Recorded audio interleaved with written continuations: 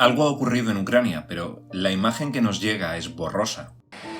Tropas rusas en la frontera, países que evacúan sus embajadas, reuniones diplomáticas de urgencia, negativas ante los acuerdos y declaraciones de todos los tipos.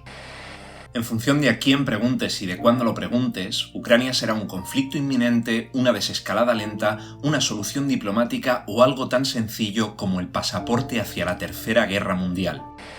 Y en mitad de esa imagen borrosa, en el centro de un caos informativo que cambia cada vez que lo miramos, hay una palabra tan responsable de la tormenta como aparentemente efectiva para calmarla. Desde el inicio de la crisis de Ucrania, el concepto de la geopolítica ha saturado los titulares del mundo entero. Y mientras tanto, mientras todo el sector mediático señala a la geopolítica como la responsable de esta situación, dejando claro que su responsabilidad es una obviedad y que quien no lo entiende está muy desubicado en el mundo, yo solo tengo una pregunta. ¿De verdad entiendes qué es la geopolítica y cómo funciona? Porque si yo fuese el responsable de responderla, te diría de forma clara que no sé nada de geopolítica. ¿Qué quieres que te diga? Soy periodista. Mi superpoder consiste en saber muy poco de las cosas. Pero, por suerte, mi segundo superpoder consiste en que, cuando sé muy poco de algo, llamo a alguien que sabe mucho más que yo. Chicos, os presento a Óscar Vara, profesor de Teoría Económica en la Universidad Autónoma de Madrid y creador de contenido en YouTube especializado en geopolítica en su canal Óscar Vara. Óscar va a ser el primer creador de contenido con el que colabore y va a ser el especialista que nos guíe no solo para entender de qué hablamos si hablamos de geopolítica, sino también para comprender qué va a pasar en Ucrania. Soy Jorge Coloma, periodista político emperrado en explicar política desde cero, y aunque hoy es un día ligeramente diferente, porque es la primera colaboración del canal, lo que no va a ser nunca diferente es que, como siempre, tienes a tu disposición todas las fuentes que he utilizado para hacer este vídeo. Contrasta por ti mismo. Y como siempre, bienvenido a Es Política, donde aprender política es aprender a defenderte.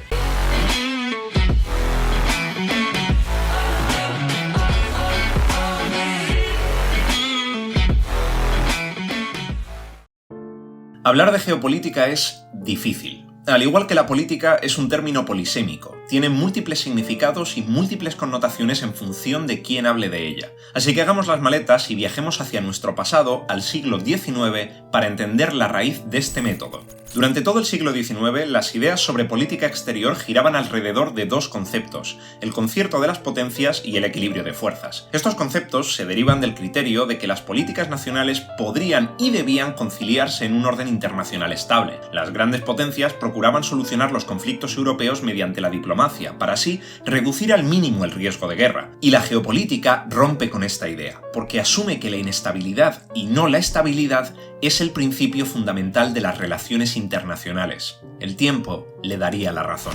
En Europa, el siglo XIX es la época de los choques coloniales, los sentimientos nacionalistas, los intereses políticos imperialistas y la adolescencia de los estados modernos. En la Alemania de por entonces, un hombre llamado Friedrich Ratzel, geógrafo y politólogo influido por las ideas de Darwin y el determinismo, se convierte en el abuelo de la geopolítica. No la nombra como tal, pero nombra su antecedente, la geografía política, y es uno de los primeros hombres que empieza a reflexionar sobre las relaciones entre el espacio geográfico y la población de un lugar. Pero aunque Ratzel sea su abuelo, la geopolítica necesita de un padre para nacer, y ese hombre es Rudolf Kielen, un geógrafo y politólogo sueco que crea las bases de la geopolítica que conocemos hoy en día, nombrándola por primera vez en 1916 y centrándola en estudiar la influencia de los factores geográficos, en la más amplia acepción de la palabra, sobre el desarrollo político en la vida de los pueblos y estados.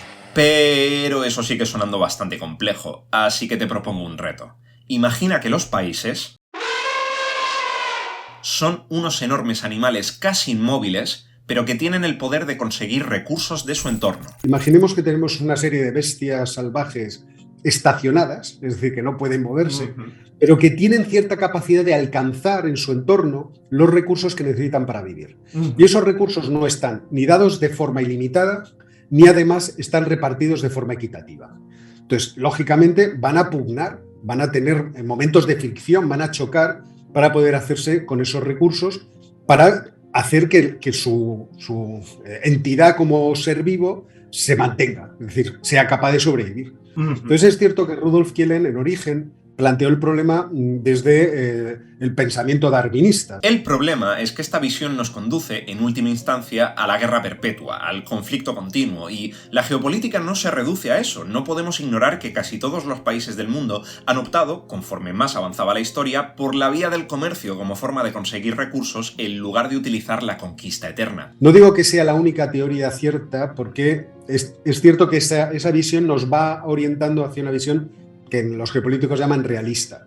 Pero es cierto que en última instancia, y además por ejemplo, lo estamos viendo en la crisis actual de Ucrania, en última instancia siempre queda el que los países pueden tratar de imponerse por la fuerza a los demás, o pueden tratar de imponer sus criterios a los demás por la fuerza. Y como lo observamos por todas partes, yo creo que esta visión de Rudolf Kielen, ¿cómo decirlo?, no ha perdido vigencia. Esto nos deja una idea bastante básica de la geopolítica. Es un método de estudio para entender cómo funciona la política internacional a través de las múltiples variables geográficas que hay en los estados, desde la demografía de un país hasta sus recursos naturales, pasando por sus relaciones comerciales, sus puestos militares y, en definitiva, todo lo que tiene lugar en el espacio de un país y todas las consecuencias que arrastran detrás de sus fronteras. Pero creo que la mejor forma de que lo entiendas al 100% es llevarte a un caso práctico. Así que prepárate, porque vamos a hablar de forma breve de la historia geopolítica de Ucrania. Durante la Edad Media, Ucrania tenía un nombre bastante peculiar: las llanuras salvajes. En estándares geográficos hablamos de una tierra que une a Europa y Rusia, casi totalmente plana y muy rica en recursos, caza, pesca y terrenos muy adecuados para la agricultura. Sin embargo, la misma geografía que la bendice la condena no solo a que un montón de ejércitos la hayan usado de entrada a Europa, sino a que una infinidad de pueblos distintos hayan tratado de conquistarla. Por Ucrania han pasado tribus eslavas, la Horda Dorada de los mongoles, el Gran Ducado de Lituania y la posterior mancomunidad lituano-polaca, los cosacos provenientes de Rutenia, que posteriormente se volverían ucranianos como tal, los austriacos, los otomanos y, por supuesto, el imperio de los zares de Rusia y también la Unión Soviética. Ucrania va a ser una parte fundamental de la historia de la Rusia zarista y de la Rusia soviética. Sin importar quién estuviese en el poder, Ucrania no solo era lo que muchos rusos consideran la cuna de la cultura eslava, de su propia cultura, sino también parte de un cinturón de defensa contra las potencias extranjeras, parte importante de un sistema de distribución de recursos energéticos y la única salida al Mediterráneo que el gigante ruso tiene. Y si, precisamente, la actual crisis de Ucrania tiene un punto de partida, este empieza en 1991, cuando la Unión Soviética colapsa y Ucrania deja de ser una república federalista soviética para convertirse en un país autónomo. O sea, la caída de la Unión Soviética desmembró Rusia, desmembró ese imperio, y a partir de ahí Estados Unidos y Europa propusieron, muy inteligentemente por otra parte, la posibilidad de que ese mundo que había estado bajo la esfera soviética se fuera aproximando a la esfera de las naciones democráticas y del libre mercado, vendiéndoles por una parte una defensa militar a través de la OTAN y por otra un progreso económico a través de la Unión Europea. Entonces, desde ese punto de vista, está claro que esos países más tarde o más temprano iban a decir, oye, me renta el negocio. Es posible que, con este ejemplo histórico, entiendas un poco mejor lo que la geopolítica trata de analizar. Hemos hablado de agricultura, de guerras, de recursos naturales, de energía, de posiciones militares y, sin embargo, tal vez te sorprenda saber que, durante una buena parte del siglo XX, la geopolítica como método fue enterrada debajo de la alfombra. A nivel geopolítico, el siglo XX es el periodo más agitado e inestable de la historia de la humanidad. Es un siglo que empieza con la Primera Guerra Mundial y que prosigue con una Europa tan desgastada del conflicto como recelosa de todas sus víctimas y culpables. Pero si hay un país por excelencia que resurja de sus cenizas con un propósito totalmente distinto al que tuvo en su pasado, ese es Alemania. La geopolítica del primer cuarto del siglo XX sitúa a una Alemania de entreguerras condenada a pagar los platos rotos de la Primera Guerra Mundial, sumida en una inestabilidad política y económica sin precedentes e incluso tal vez destinada a caer en las garras del nazismo. Será dentro de este movimiento donde la geopolítica encuentre su primer periodo de oro y al mismo tiempo su época más oscura. Este hombre se llama Karl Haushofer. Al igual que Ratzel y Kielen, fue politólogo y geógrafo, pero su principal diferencia con ambos radica en que Haushofer era militar. Participó en la Primera Guerra Mundial, se convirtió en un especialista en geopolítica en el periodo de entreguerras y después trabajó junto al Partido Nacional Socialista Alemán para configurar toda una ideología en torno a la geopolítica. En la Alemania nazi hay un geógrafo que es muy importante, Karl Haushofer, que logra obtener mucha financiación para crear un instituto de lo que él llama geopolítica. Y comienzan a hacer publicaciones acerca de cuál es la importancia que tiene la geografía, que tienen los recursos naturales, dónde se sitúan. Este tipo de instituciones fueron vistas en un determinado momento por los aliados como una gran amenaza. O sea, esta gente no es que sean una panda de locos que se han lanzado a una aventura absurda, sino que tienen un plan. Y ese plan tratan de justificarlo a largo plazo y se lo han estudiado. A pesar de que no hay registros de que la participación política de Haushofer dentro del partido nazi fuese particularmente intensa, su obra sirvió para darle alas al imperialismo alemán. Para los dirigentes de la Alemania nazi, la geopolítica fue considerada como la ciencia para conquistar el mundo. Tras la Segunda Guerra Mundial y la victoria del eje aliado, la geopolítica queda enterrada durante más de 20 años. El mismo método que ha roto con la tradición hasta el momento, afirmando que los países conviven en una situación de inestabilidad entre sí y que deben crecer, marchitarse, expandirse o declinar, pero nunca permanecer inmutables, se convierte en un tabú político y académico. Y es verdad que también era muy justificativa de pues las intenciones expansionistas que tenía el partido nazi, que además estaban mezcladas con una serie de mitologías que ellos mismos se habían autocreado, por las cuales, pues, en fin, todos lo conocemos bien, pero estaban destinados a dominar el mundo por su bien. Entonces, cuando uno va introduciéndose dentro de ese mundo de la geopolítica de aquel momento, lo que ve mucho es que el Instituto de Geopolítica de Haushofer era un justificador masivo de ideología. Y en eso tenía un gran peligro. Pero no te equivoques. Llenar a una palabra de vergüenza no significa que la palabra pierda poder, o que el poder detrás de la palabra deje de mover sus piezas. Volvamos a la Ucrania de hace unos años. Desde 1991, Ucrania se ha convertido en un país independiente, pero independientemente de su independencia, Ucrania no puede eliminar lo que es.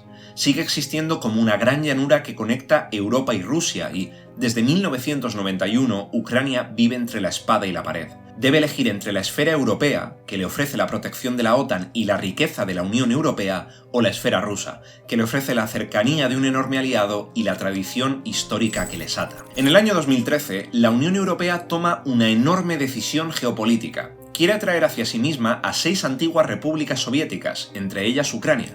En esos momentos, el país está dirigido por Viktor Yanukovych, que durante unos meses promete a las gentes de Ucrania realizar las reformas necesarias para que el país ingrese en la Unión. Y el 21 de noviembre de 2013, sin previo aviso, el gobierno de Yanukovych publica una nota de prensa que se limita a decir lo siguiente: el proceso de preparación de la firma del acuerdo de asociación con la Unión Europea queda suspendido. Un tiempo después descubriremos que el proceso se suspendió porque Rusia prometió ayudas económicas a Ucrania a cambio de no firmar este acuerdo. Pero en el momento inmediato, lo único que descubrimos fueron 2 cosas: que muchos ucranianos querían formar parte de la Unión Europea y que, como la geopolítica señala, los países son inestables por definición. Solo hace falta saber dónde tocarles. Lo que estás viendo en pantalla es la revolución del Euromaidán, aunque por entonces no se conocía como tal. Eran unas protestas poco organizadas que tenían como objetivo presionar al gobierno ucraniano lo suficiente como para que reconsiderase su posición. Pero, como cualquier protesta importante,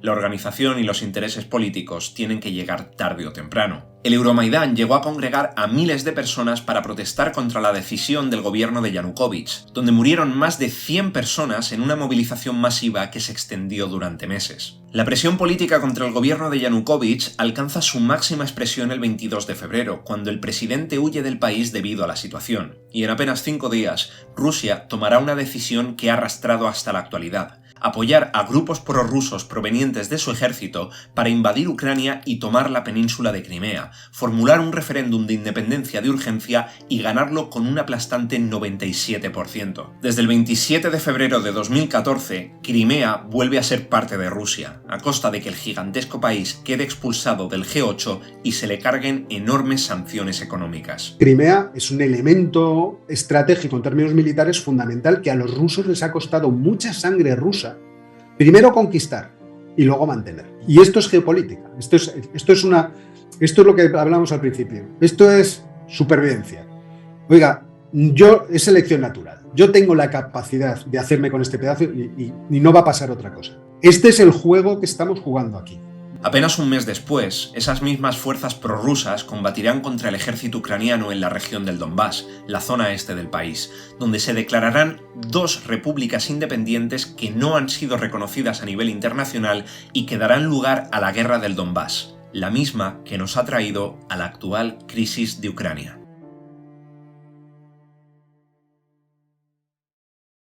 Después de años de cumbres de paz, nuevas elecciones, altos el fuego e intercambio de prisioneros, la historia de Ucrania se retoma en 2021, hace apenas un año. Entre enero y abril de 2021, Rusia despliega alrededor de 20.000 soldados a solo 100 kilómetros de la frontera con Ucrania. Casi un año después, en diciembre de 2021, los servicios de inteligencia estadounidenses advierten de que Rusia planea elevar su presencia militar hasta los 175.000 soldados, con el potencial objetivo de invadir Ucrania a principios de 2022. Y el resto, como quien dice, es la historia de las pasadas semanas. Suenan tambores de guerra en el este y algo ha ocurrido en Ucrania, pero la imagen que nos llega es borrosa. Para Óscar Vara, sin embargo, la imagen es más clara que para quienes no entendíamos el precario desequilibrio de la geopolítica. Vamos a ver, yo siempre digo que el conflicto es real, quiero decir, la posibilidad de conflicto es real, porque si no, Putin no tendría posibilidad de negociar. Pero yo desde el principio he pensado desde el principio que la invasión tendría altísimos costes, porque no sería una invasión tan fácil ni tan sencilla, y es verdad que la reacción que tendría el resto de los países sería casi de mandarles al ostracismo, porque no hay ninguna justificación para invadir un país soberano porque sí. Además es que creo que Rusia busca otras cosas. O sea, es verdad que ha puesto un listón muy alto y ha pedido cosas muy exageradas, o sea, que la OTAN vuelva a 1997, que los que han entrado salgan, que no se extienda más, o sea, ha pedido mucho. Y lo que va a conseguir, entiendo yo, va a ser primero un acuerdo seguramente acerca de armamento y despliegue de armas nucleares en Europa, que además se visualice con un acto público entre Biden y él, etcétera, etcétera, y de alguna forma un compromiso tácito pero suficiente de que Georgia y Ucrania nunca entrarán dentro de esa esfera de la OTAN. Entonces, esa es la idea. Colocar a tropas a fin de generar una presión artificial contra un país sobre el que se tienen intereses y reducir todo ese enorme movimiento político a un acuerdo para el futuro. ¿De veras es imposible que veamos a una Ucrania incorporándose en un futuro a la Unión Europea? Sería muy raro, incluso hay que tener en cuenta que hace unas semanas se reunieron los funcionarios rusos y los funcionarios ucranianos precisamente para hablar, entiendo que de estas cosas, no sabemos si hablaron de estas cosas. Eso también lo que indica es que hay un canal de comunicación intenso, abierto entre los dos países, que va por una vía más discreta. Entonces, desde ese punto de vista yo entiendo que se pueden conseguir garantías bilaterales entre Ucrania y Rusia que solucionen en gran medida esta tensión. También queda pendiente cuál es el estatuto de las regiones rebeldes de Lugansk y Donetsk. Entonces, si efectivamente Ucrania logra también convencer a sus ciudadanos de que es necesario hacer una reforma constitucional como la que está comprometida para que haya una especie de federalismo y tal, pues gran parte de esa tensión también se reduciría. El problema de todo esto es que los ucranianos no están muy convencidos de quererlo. Unos porque les gustaría unirse a Rusia y otros porque les toca las narices tener dos regiones que al final van a ser de facto rusas y no ucranianas. Entonces, también en algún momento toda esta tensión quizás acabe llegando a ese término político, es decir, vamos a hacer una federación y que cada cual más o menos pues, se vaya ubicando donde más esté cómodo. Hemos hablado de bestias inmóviles capaces de practicar su poder a corto, medio y largo alcance en un entorno que de forma natural les sitúa en posiciones de desigualdad. Y ahora Podría ser capaz de decir que sé un poco de geopolítica, pero la pregunta que verdaderamente me interesa es, ¿has aprendido tú? Antes de irme, le pregunto a Óscar Vara qué cree que tenemos que hacer los creadores de contenido para ser capaces de comunicar de forma más óptima, para conseguir que la gente nos entienda mejor a la hora de hablar de estos temas. Y su respuesta es, sencillamente y bajo mi punto de vista, un broche de oro de cara a este vídeo. La gente se entre en la curiosidad, tiene que percibir la curiosidad del otro lado, ¿no? Ese apasionamiento que está también relacionado con la importancia que tienen todas estas cuestiones. O sea, nosotros somos ciudadanos y como ciudadanos necesitamos tener un criterio lo más claro posible a la hora de juzgar qué es lo que ocurre.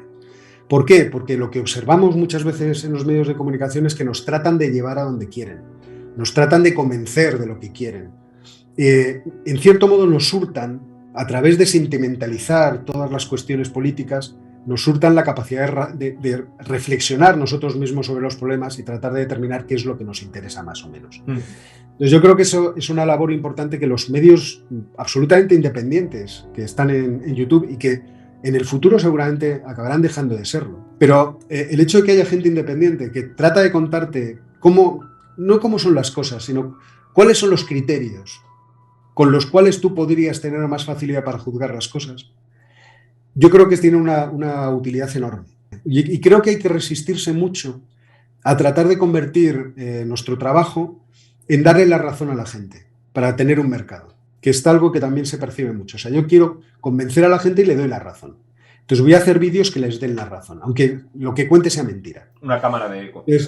Claro, entonces lo que es muy divertido, creo yo, y que además debemos, por lo menos a mí me causa un punto de orgullo, es cuando la gente te acusa de ser esto y lo contrario. Es una cosa que creo que te indica que vas más o menos por el buen camino. A pesar de que a todos se nos ve en las malas intenciones que tienen nuestra propia idea, que todos estamos sesgados de alguna forma, pero que se vea que tratamos de no estarlo del todo, que tratamos de juzgar con justicia cada una de las situaciones, creo que es importante.